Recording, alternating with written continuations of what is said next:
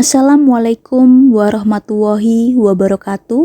Perkenalkan, saya Mareta Rindang Andarsari, dosen Fakultas Farmasi Universitas Airlangga yang ditugaskan di Departemen Farmasi Praktis.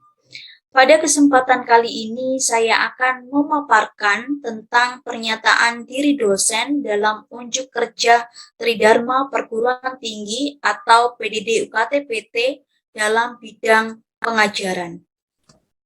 Adapun outline yang akan saya paparkan pada kesempatan kali ini antara lain deskripsi mata kuliah, rencana pembelajaran, capaian pembelajaran mata kuliah atau CPMK, topik pembelajaran, metode pembelajaran, inovasi pembelajaran, kriteria penilaian, dan contoh video pembelajaran.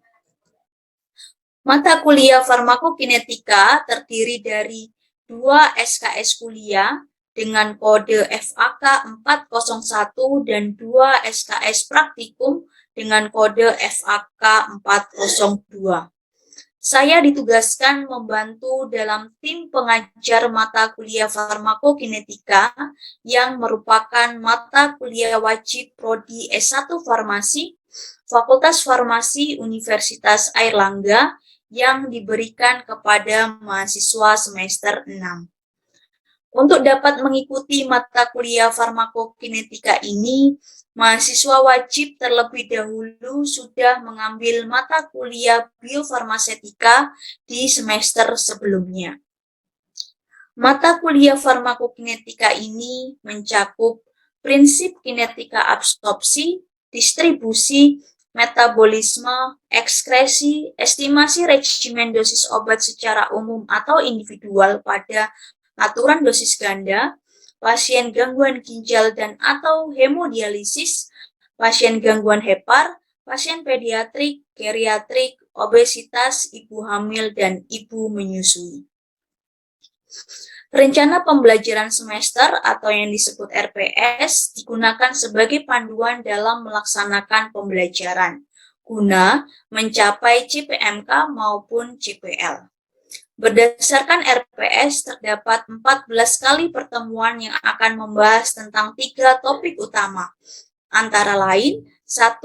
Pengantar farmakokinetika dan konsep ATME, absorpsi, distribusi, metabolisme, dan ekskresi obat dalam tubuh manusia yang dilaksanakan pada pertemuan minggu ke-1 hingga minggu ke-7.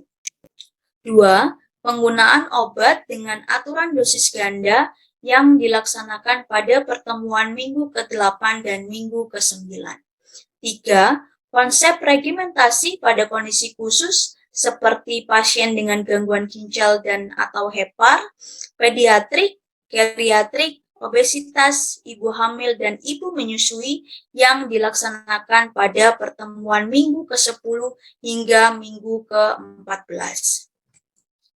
Adapun CPMK farmakokinetika kuliah antara lain mahasiswa mampu memahami konsep farmakokinetika absorpsi, distribusi, metabolisme, dan ekskresi, menentukan regimen dosis secara umum untuk suatu produk obat atau kondisi klinis tertentu dengan aturan dosis ganda, menentukan regimen dosis pasien gangguan ginjal dan atau hemodialisis, menentukan regimen dosis pasien gangguan hepar, menentukan regimen dosis pasien pediatrik, geriatrik, menentukan regimen dosis pasien obesitas, ibu hamil, dan ibu menyusui.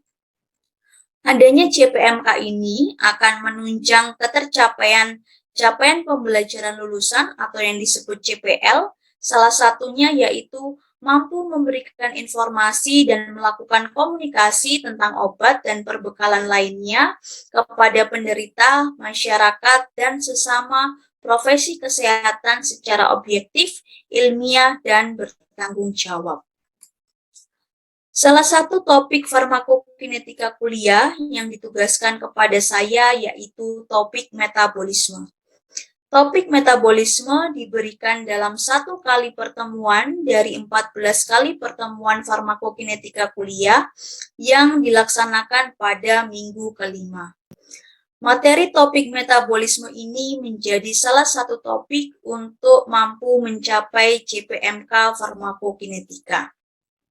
Bahan kajian pada topik metabolisme antara lain konsep metabolisme, jalur metabolisme obat, keterlibatan enzim dalam metabolisme, metabolisme ekstrahepatik, dan faktor-faktor yang mempengaruhi metabolisme obat. Metabolisme termasuk dalam fase eliminasi yang merupakan perubahan unchanged drug menjadi bentuk baru yang umumnya lebih polar sehingga lebih larut dalam urin. Metabolisme dapat terjadi di berbagai organ antara lain lumen saluran cerna, hepar, darah, paru, kulit, ginjal, otak, plasenta, dan lain sebagainya. Namun, organ yang paling banyak berperan dalam metabolisme obat yaitu hepar. Metabolisme dapat terjadi secara berurutan, mulai dari mengalami metabolisme fase 1 terlebih dahulu, kemudian mengalami fase 2. Selain itu, metabolisme juga dapat terjadi secara bersamaan. Proses pembelajaran kuliah farmakokinetika dilakukan secara sinkronus, yaitu kuliah tatap muka melalui media Zoom Meeting. Mahasiswa masuk ke Zoom Meeting melalui klik presensi dosen yang ada pada web e-learning Universitas Airlangga, yaitu hebat.elearning.uner.ac.id yang terkoneksi pada laman login akun Cyber Kampus UNER. Kemudian, mahasiswa dapat memasukkan username dan password akun cyber kampusnya, kemudian klik login. Setelah itu, mahasiswa dapat mengklik push me untuk masuk pada Zoom meeting pembelajaran. Web e-learning hebat.elearning.uner.ac.id merupakan kumpulan kelas virtual tempat pelaksanaan daring bermutu di Universitas Airlangga. Baik dosen maupun mahasiswa dapat mengakses web e-learning tersebut dengan memasukkan username dan password yang dimiliki. Pada web e-learning ini, saya telah mengunggah materi pembelajaran sehingga mahasiswa dapat membaca dan mempelajarinya terlebih dahulu sebelum perkuliahan dimulai. Soal kuis, UTS, dan UAS juga akan difasilitasi dengan menggunakan media web e-learning tersebut. Adanya kuliah secara daring menjadi tantangan bagi saya untuk dapat menyampaikan materi dengan baik sehingga mampu tercapainya CPMK maupun CPL. Pembelajaran topik metabolisme berlangsung selama 100 menit, 2 kali 50 menit dengan metode pembelajaran berupa ceramah dan diskusi interaktif. Berikut adalah contoh untuk mengakses Zoom Meeting dimulai dari mahasiswa masuk pada laman web e-learning hebat.elearning.uner.ac.id, kemudian mengklik presensi mahasiswa yang nantinya akan terkoneksi pada akun Cyber Kampus. Kemudian mahasiswa memasukkan username dan passwordnya, kemudian akan muncul tampilan seperti ini. Mahasiswa bisa mengklik push me untuk masuk pada Zoom meeting pembelajaran mata kuliah tertentu. Inovasi pembelajaran yang saya lakukan ketika memberikan pembelajaran topik metabolisme, antara lain saya menyampaikan contoh nyata atau studi kasus yang terjadi di masyarakat. Sebagai contoh, penggunaan parasetamol. Parasetamol banyak digunakan di kalangan masyarakat ketika mengalami demam, pusing, ataupun sakit gigi. Bila parasetamol digunakan dengan dosis lazim, maka parasetamol mengalami metabolisme pada fase 2. Namun, bila parasetamol digunakan dengan dosis tinggi, sebagai contoh pada percobaan bunuh diri, mengkonsumsi 20 tablet parasetamol 500 mg, maka metabolisme parasetamol tidak hanya melalui fase 2, namun juga melalui fase 1. Salah satu hasil metabolisme fase 1 inilah yang memiliki sifat toksik. Selain contoh nyata atau studi kasus yang terjadi di masyarakat, saya juga menggunakan website icp.org.nz untuk membahas tentang saturable drug metabolism. Evaluasi proses pembelajaran kuliah farmakokinetika melalui beberapa kriteria dengan bobot penilaian tertentu, antara lain adanya kuis topik sebelum UTS dengan bobot penilaian sebesar 10%, kuis topik setelah UTS dengan bobot penilaian sebesar 10%, UTS dan UAS masing-masing dengan bobot penilaian sebesar 35%, dan soft skill yang dinilai dari kehadiran tepat waktu, kedisiplinan, dan keaktifan mahasiswa dalam diskusi dengan bobot penilaian sebesar 10%. Mahasiswa dapat melihat nilai dari masing-masing komponen penilaian melalui situs Cyber Campus UNER dengan memasukkan username dan password mahasiswa. Selanjutnya, akan saya tampilkan cuplikan video pembelajaran yang saya lakukan bersama mahasiswa secara tatap muka melalui media Zoom meeting kuliah terkait topik metabolisme gitu ya, kuliah farmakokinetika terkait topik metabolisme ya. Sebelum kita masuk pada perkuliahan, materi perkuliahan, saya mau tanya terlebih dahulu ya terkait materi yang sudah kalian dapatkan sebelumnya ya, yaitu topik absorpsi dan distribusi. Mungkin Anda yang mau memberikan pendapatnya, apa yang dimaksud dengan absorpsi atau bagaimana sebenarnya absorpsi atau distribusi obat itu. Silakan. Ya, silakan. Izin menjawab, Bu. Silakan Mbak Nursanti. Absorpsi itu proses penyerapan obat dalam tubuh. Kemudian kalau distribusi itu sendiri pendistribusian obat sampai menuju ke reseptor obat masing-masing, seperti itu sepemahaman saya. Oke ya, jadi absorpsi gitu ya, penyerapan gitu ya. Kita bicara tentang obat masuk melalui rute peroral gitu ya, rute peroral melalui mulut, kemudian obat ini nantinya akan mengalami fase absorpsi gitu ya, sebelum nanti adanya proses distribusi, metabolisme, dan ekskresi ya. Setelah obat masuk ke dalam tubuh, kemudian di saluran cerna ya, terserap, mengalami penyerapan di saluran cerna, kemudian obat ini akan ada pada plasma gitu ya, yang mana nanti obat yang dalam bentuk bebas tidak terikat oleh protein plasma yang akan mengalami atau yang akan terdistribusi gitu ya, terdistribusi ke jaringan atau organ dari sel-sel target ya. Jadi berikatan dengan reseptor gitu ya, kemudian bisa memberikan efek terapi, kemudian yang nantinya juga akan mengalami metabolisme. Jadi ada keseimbangan di dalam tubuh itu ya. Jadi yang sudah memberikan efek, kemudian dia lepas dari reseptor, kemudian mengalami metabolisme. Nanti akan kita bahas ya. Sebelum kita masuk ke topik metabolisme, silahkan untuk klik yang tadi saya masukkan di kolom chat ya. Di sini jawaban dari masing-masing mahasiswa ya. Oke. Metabolit gitu ya. Oke, hasilnya adalah suatu metabolit Bu gitu ya. Hasil dari metabolisme adalah metabolit. Kemudian selanjutnya silahkan.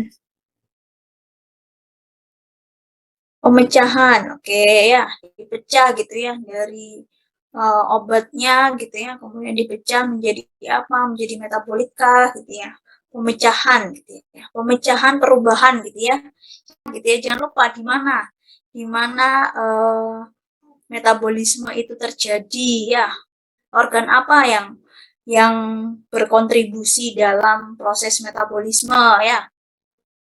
jadi obat itu dipecah gitu ya, obat itu diubah gitu ya menjadi apa? Menjadi senyawa metabolit. Nah, bagaimana bisa menjadi senyawa metabolit? Karena adanya suatu proses metabolisme gitu ya. Suatu adanya jalur metabolisme seperti apa? Ada namanya fase 1 di sini ya. Kemudian juga ada namanya reaksi konjugasi gitu ya. Jadi ini jawabannya beberapa juga sudah sesuai gitu ya. Jadi mungkin pemecahan atau perubahan ya, kita bicara tentang metabolisme adalah terkait perubahan gitu ya. Oke, kita masuk pada topik metabolisme gitu ya. Kalau pada gambar ini apa yang kalian ketahui? Silakan, siapa yang mau mencoba untuk menjawab? Silakan Mbak Cindy. Ini merupakan proses farmakokinetik dari obat. Jadi pertama itu obat mengalami absorpsi, lalu mengalami distribusi. Distribusinya itu ke seluruh tubuh seperti gambar ini, yang panah-panah ini. Lalu dia akan mengalami metabolisme, seperti yang di gambar ini akan di metabolisme di liver atau di hati. Setelah itu dia akan mengalami ekskresi. Biasanya ekskresi ini bisa dalam bentuk utuh maupun tidak utuh, seperti itu. Ya, oke, terima kasih Mbak Cindy ya. Jadi kalau kita melihat gambar ini berarti obat gitu ya. Farmakokinetik kan mempelajari perjalanan obat di dalam tubuh gitu ya. Ada proses absorpsi, distribusi, metabolisme dan ekskresi. Namun untuk absorpsi tidak semua obat dengan rute pemberian apapun akan mengalami absorpsi. Tidak ya. Jadi obat-obat dengan rute peroral gitu ya yang mengalami absorpsi gitu ya. Kemudian obat masuk gitu ya ke dalam tubuh mengalami absorpsi pada saluran cerna. Kemudian ada namanya distribusi. Di sini ada transport ya, transport proses transportnya gitu ya. Kemudian akan kemana, dibawa kemana, didistribusikan kemana gitu ya, didistribusikan ke beberapa organ ya, utamanya adalah organ target atau reseptor atau sel-sel targetnya gitu ya, untuk bisa memberikan efek terapi. Kemudian kalau kita bicara tentang metabolisme gitu ya, maka metabolisme ini adalah bagian dari eliminasi gitu ya. Jadi atme, E-nya itu bukan eliminasi ya, tapi E-nya adalah ekskresi. Nah, eliminasi itu adalah gabungan metabolisme dan ekskresi, di mana terjadi perubahan obat dalam bentuk unchanged drug gitu ya, unchanged drug menjadi apa? Menjadi bentuk baru yang umumnya lebih polar sehingga mudah larut air. Yang mana pada umumnya memang kurang toksik gitu ya, atau kurang aktif atau malah tidak aktif hasil dari metabolismenya. Ya. Kemudian pada gambar ini dijelaskan lebih detail gitu ya terkait obat itu masuk ke dalam tubuh bisa melalui oral, intravena, IP, SC gitu ya, IM ataupun inhalasi. Kemudian akan mengalami absorpsi dan distribusi ya. Absorpsi kita harus tahu tergantung dari rute pemberiannya ya. Kalau IV ya langsung pada masuk sirkulasi sistemik di sini ya. Kemudian ada yang berikatan dengan protein plasma, gitu ya, berikatan dengan protein plasma.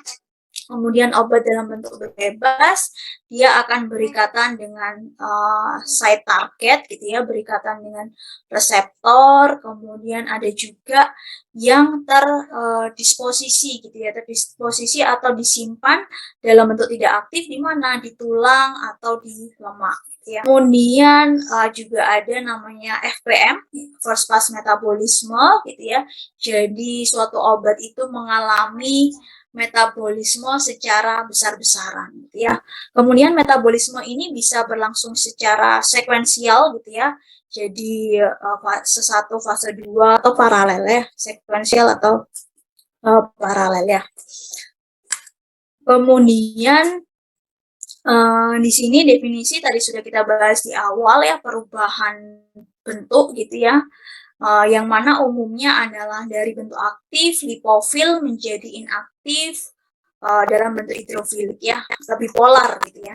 Di sini adalah site dari metabolisme yang tadi sudah kita bahas, di mana yang paling banyak adalah di hepar ya. Kemudian tipe atau transformasi reaksi transformasinya ada fase 1, yaitu ada oksidasi, reduksi, dan hidrolisis, yang umumnya adalah mengubah parent drug-nya itu menjadi senyawa yang lebih polar, yang mana metabolitnya ini mempunyai efek ataupun mempunyai sifat farmakologi yang aktif gitu ya. Terus kemudian yang kedua, fase 2 ya, adanya senyawa endogen di sini ya. Senyawa endogen sebagai substratnya seperti apa? Seperti asam glukuronat gitu ya. Terus kemudian nanti sebagian gugus dari senyawa endogen ini akan berikatan dengan parent drug-nya atau hasil metabolit fase 1 gitu ya. Kemudian terbentuk senyawa hasil fase 2 yaitu konjugatnya misalkan ya. Kemudian umumnya hasil dari fase 2 ini adalah senyawa yang inaktif ya. Kemudian ini adalah siklus enterohepatik. Jadi biasanya yang mengalami siklus enterohepatik adalah obat dengan berat molekul besar. Contohnya apa? Contohnya adalah estrogen ya. Jadi contohnya estrogen ya. Ini adalah contoh dari substrat ya. Substratnya ini ibaratnya obatnya gitu ya. Kemudian ada induser, obat yang berperan sebagai induser gitu ya. Ada juga inhibitornya ya. Sebagai contoh misalkan teofilin gitu ya, dia substrat. Kemudian ada indusernya. Misalkan ada omeprazol di sini. Maka kalau induser maka akan meningkatkan proses metabolisme dari teofilin. Berbeda dengan inhibitor ya, berarti akan menghambat metabolisme dari teofilin. Sehingga kalau ini fluoroquinolone akan menghambat metabolisme dari teofilin. Kemudian ini adalah induser dan obat yang akan meningkat gitu ya, proses metabolismenya. Jadi kalau metabolismenya meningkat, maka kadar obat di dalam darah kecil ya atau rendah gitu ya. Berbanding terbalik dengan ini, kalau inhibitor berarti akan menurunkan proses metabolisme dari obat tersebut. Sehingga apa? Sehingga kadar obat di dalam darah lebih besar. Ya, ini sebagai contoh. Mungkin dari mahasiswa ada yang mau menjelaskan terkait gambar ini? Silakan, apa yang dimaksud dengan gambar ini? Izin menjawab, Bu Marita. Silakan. Kalau dari gambar ini itu dijelaskan grafik kadar obat dalam darah dibanding waktu. Itu ada 2 perbandingan untuk ciprofloxacin saja dan kombinasi ciprofloxacin plus diklofenak. Dapat dilihat dari grafik pada pemberian ciprofloxacin saja dari waktu ke waktu serum konsentrasi obat dalam darah itu relatif lebih kecil dibandingkan pada ciprofloxacin plus diklofenak. Dari penjelasan sebelumnya berarti di sini diklofenak itu sebagai inhibitor dari ciprofloxacin karena menghambat metabolisme ciprofloxacin sehingga pada pemberian ciprofloxacin plus diklofenak kadar obat dalam darah itu lebih tinggi. Mungkin seperti itu. Ya, oke, terima kasih Mbak Diva. Jadi yang disampaikan oleh Mbak Diva sudah tepat ya. Jadi di sini kita lihat bahwa diklofenak ini merupakan inhibitor ya. Inhibitor dari ciprofloxacin menghambat proses menghambat proses metabolisme dari ciprofloxacin. Efeknya apa? Efeknya adalah kadar obat ciprofloxacin di dalam darah akan lebih tinggi bila dibandingkan penggunaan ciprofloxacin tunggal ya. Nah, kalau kita lihat pada bagian ini gitu ya, Kira-kira apa yang ada yang kalian ketahui? Apa yang kalian ketahui tentang gambar ini? Silahkan. Bahwa parasetamol ini sebenarnya mengalami metabolisme apa gitu ya. Tadi kan sudah saya singgung ya di awal. Silahkan ada yang mau mencoba menjawab.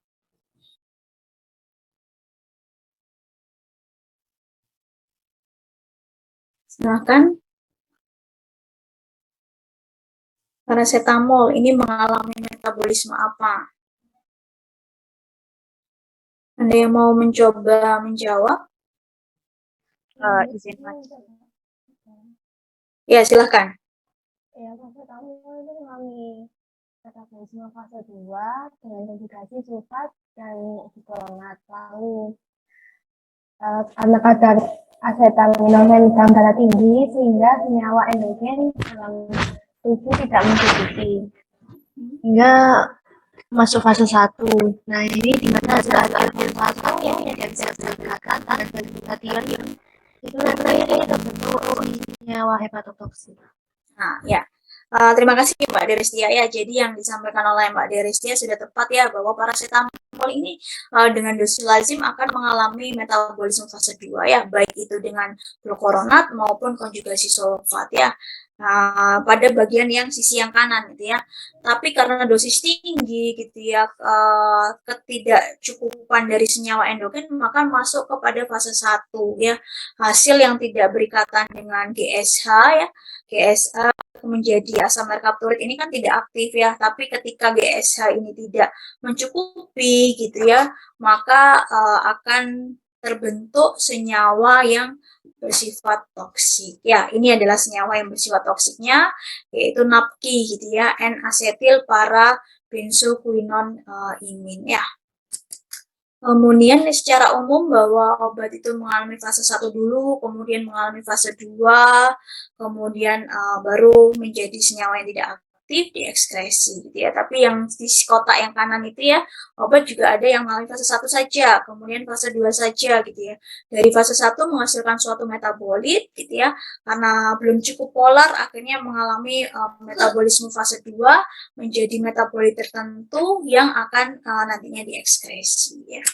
Oke, ya, ini adalah sedikit pemaparan. Kemudian selanjutnya saya akan menunjukkan gitu ya, menunjukkan tentang ini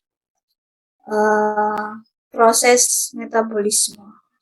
Ya, ini sebagai contoh ya.